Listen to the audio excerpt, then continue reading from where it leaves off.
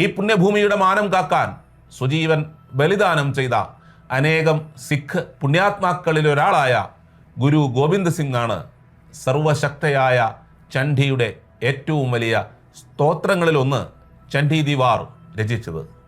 സിഖുകാരുടെ പരമഗുരുവായ ഗുരു ഗ്രന്ഥ സാഹിബിലെ 5-ാമത്തെ അധ്യായത്തിൽ സകല അസുരന്മാരെയും ഉന്മൂലനം ചെയ്യുന്ന ബ്രഹ്മാവിഷ്ണു മഹേശ്വരന്മാർക്ക് പോലും ശക്തിപ്രദായിനിയായ ജ്ഞാനസ്വരൂപിണിയായ കൃഷ്ണനും രാമനും സകല ദേവന്മാർക്കും വീര്യമായി വിളങ്ങുന്ന ഭഗവതിയെ അദ്ദേഹം വർണ്ണിക്കുന്നത്.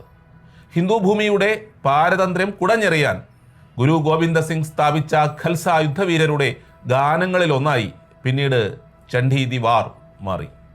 അമ്മ ഭഗവതിയുടെ ശക്തിയിൽ നിന്ന് ഊർജം ഉൾക്കൊണ്ട് കൃപാണധാരികളായ ശിഖവീരന്മാർ ഹിന്ദു ധർമ്മത്തിൻ്റെ സംരക്ഷണത്തിനായും മാതൃഭൂമിയുടെ സ്വാതന്ത്ര്യത്തിനായും ആധുനിക കാലം വരെ പോരാടിയിട്ടുണ്ട്.